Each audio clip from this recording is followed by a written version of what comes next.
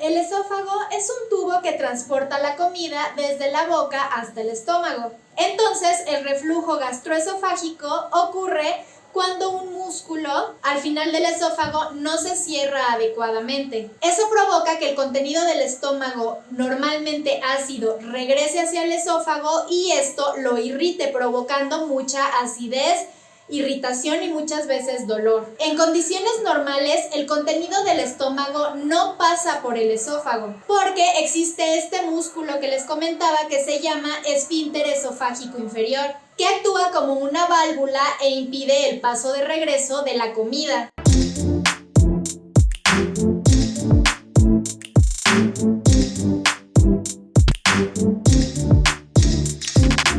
¿Qué onda? ¿Cómo están? Espero que todos estén muy bien.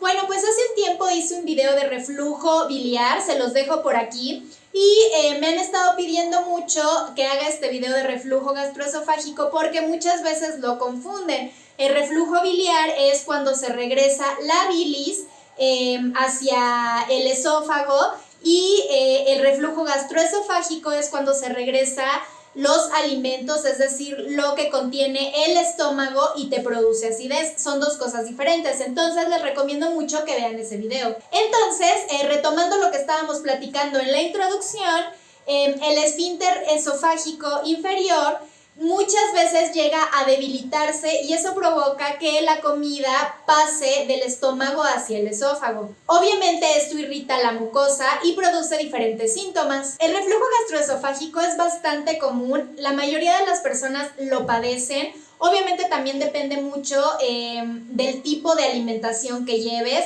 pero bueno, las personas que lo padecen puede ser que lo tengan diario o mínimo 2 veces a la semana. Lo que se siente normalmente es un ardor en el pecho o en la garganta que, bueno, se denomina acidez. Algunas veces incluso pueden llegar a sentir el sabor del líquido que se está regresando del estómago hacia el esófago, en la parte posterior de la boca. Entonces, si tienes este tipo de síntomas más de 2 veces a la semana, es muy probable que tengas reflujo gastroesofágico y que tengas que ir con un médico. Sin embargo, a pesar de que la acidez es el síntoma más común, puedes tener reflujo gastroesofágico sin padecerla, pero encuentras otros síntomas en ti como tos seca, algunos síntomas respiratorios como de asma o problemas para deglutir o tragar. Es importante mencionar que cualquier persona puede tener reflujo gastroesofágico, incluso niños y bebés. Y si no se trata, puede ocasionar problemas de salud mucho más serios. En algunos casos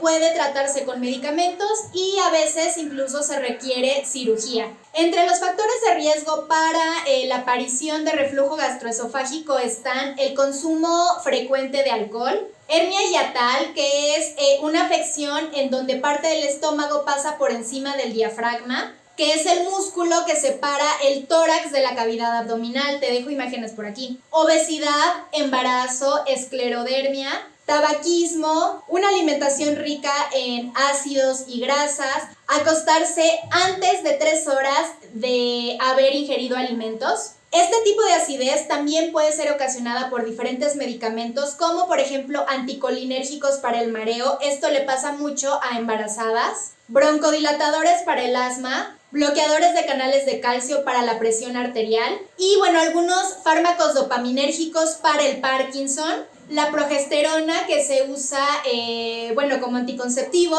o como control hormonal, sedantes como benzodiazepinas para la ansiedad o el insomnio y algunos antidepresivos tricíclicos. Entonces, si tú estás tomando alguno de estos medicamentos, es importante que lo consultes con tu médico para que te dé un medicamento especial para evitar la acidez y el reflujo. Por otro lado, también hay cuestiones dietéticas que pueden influir en el reflujo, por ejemplo, la ingesta de chocolate, la pimienta o algunas especias, la menta, el café, algunas grasas y, como les decía, las bebidas alcohólicas, debido a que hacen que se relaje el esfínter esofágico inferior, que es lo que les comentaba, y entonces hace que lo que tenemos en el estómago pase porque ese esfínter está relajado. De la misma manera, el tabaco produce la relajación de ese esfínter. Y bueno, esta sensación de ardor del estómago hacia la parte superior de nuestro pecho se llama pirosis, ese es el término médico.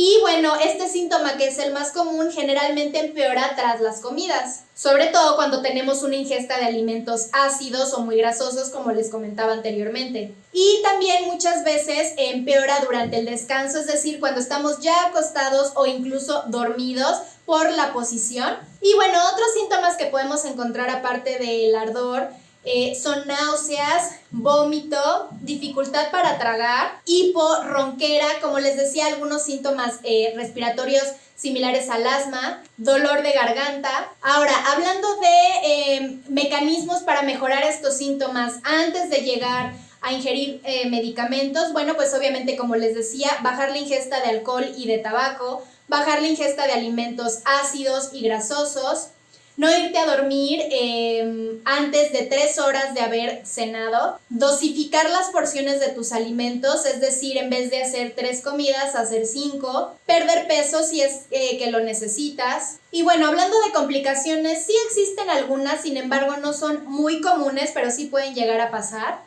Depende de la severidad de la enfermedad. La más probable y la más común es esofagitis, que es la inflamación de la mucosa del esófago porque está continuamente expuesto al ácido. La esofagitis grave puede ulcerarse y sangrar, entonces tener vómito o expulsión de saliva con sangre y posteriormente cicatrizar de forma irregular.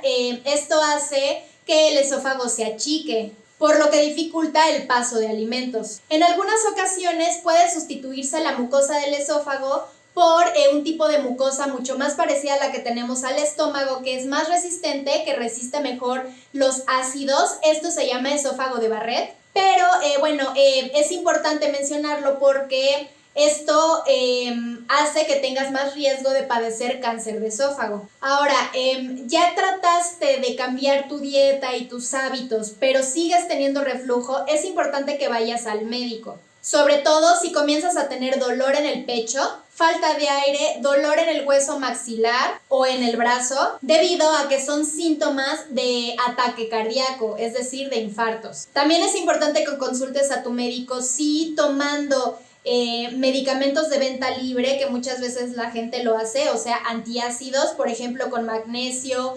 aluminio o algunos otros medicamentos como omeprazol, no se te quita esa acidez o ese malestar.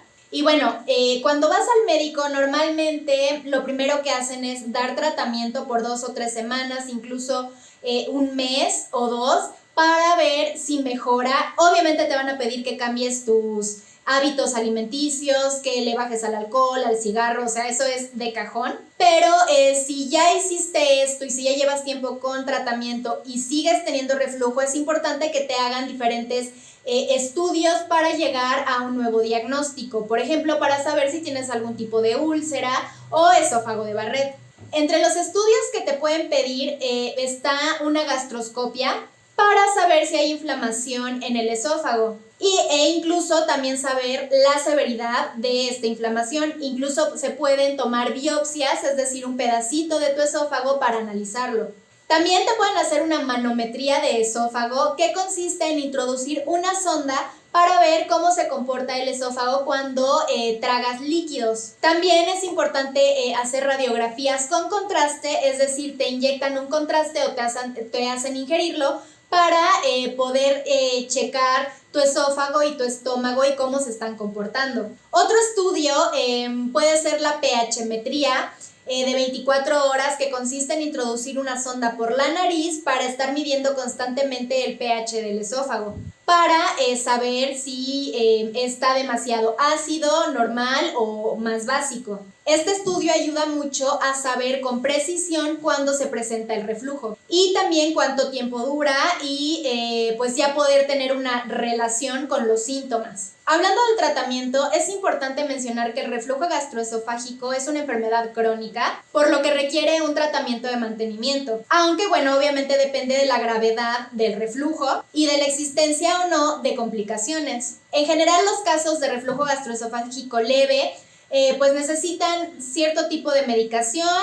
A veces, como les comentaba, te los dan por un tiempo determinado y listo. Pero los casos graves o más complejos necesitan un tratamiento de mantenimiento, es decir, tomarlos siempre, aunque ya no tengas síntomas. Y bueno, el tratamiento sí va a depender también muchísimo de tus síntomas. Algunas personas solamente necesitan antiácidos, otras sí necesitan medicamentos que ayuden a bloquear la parte ácida del estómago. También hay medicamentos que aumentan la motilidad del esófago. Y bueno, en casos más graves se puede recurrir a cirugía.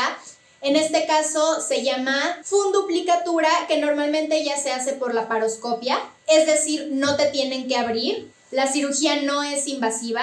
Y bueno, ¿cuál es el pronóstico? La mayoría de las personas que tienen síntomas leves, sobre todo si tú apenas lo estás sintiendo, mejoran muchísimo con un cambio de estilo de vida, mejorando su alimentación, y muchas veces ya ni siquiera es necesario consumir medicamentos. Yo, por ejemplo, sufría de reflujo gastroesofágico prácticamente diario después de comer, después de cada comida, y tenía que tomar medicamentos incluso 2 o 3 veces al día.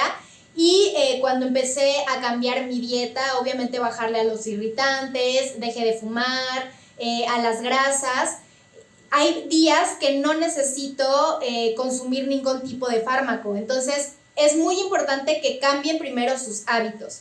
Si después de cambiar los hábitos siguen sintiendo, bueno, pues pueden a lo mejor tratar con medicamentos antiácidos, como les decía, aunque tampoco es recomendable estarte tomando esas pastillitas que son chupadas o masticables. Les recomiendo de verdad siempre mejor ir con un médico.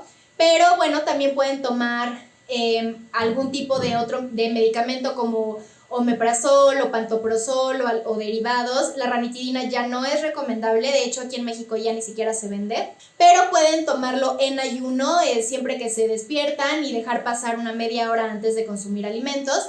Y si esto no les está ayudando, es muy importante que vayan con su médico, porque entonces a lo mejor necesitan ya sea otro tipo de medicamento o algún procedimiento quirúrgico. Y bueno, por otro lado, es muy importante mencionar que si el reflujo no les está permitiendo dormir, ni siquiera con más almohadas, si tienen reflujo cada comida, si por ejemplo vomitan o han arrojado flemas con sangre o tienen heces con sangre, es fundamental que vayan luego al médico. No se esperen, ni busquen qué hacer en redes sociales o en internet. De verdad, acudan con su médico. Siempre es fundamental que nos tratemos a la brevedad posible, porque siempre es más fácil dar un tratamiento cuando tenemos menos tiempo de que esto ocurre, ¿no? O sea, cuando está mientras más avanzado, muchas veces es más complejo. Pero bueno, espero que les haya gustado este video. Coméntenme aquí abajo si han tenido agruras, acidez, o si tienen ya diagnosticado reflujo, cómo les ha ido, si han mejorado sus síntomas con cambios en sus hábitos. Y bueno, les dejo por aquí mis redes sociales, por ahí podemos estar en contacto durante la semana. Yo les recuerdo que subo videos los martes y los sábados a las 3 de la tarde, horas de la Ciudad de México. Si me estás viendo por YouTube, no olvides suscribirte, darle like, prender la campanita de notificaciones. Y si me estás viendo por Facebook, no olvides también darle like y seguir mi página. Subo videos en las dos plataformas los mismos días a la misma hora. Y por Instagram pues podemos estar más conectados durante la semana, les puedo contestar más fácil. Pero bueno, pues yo los veo en el siguiente video. Bye.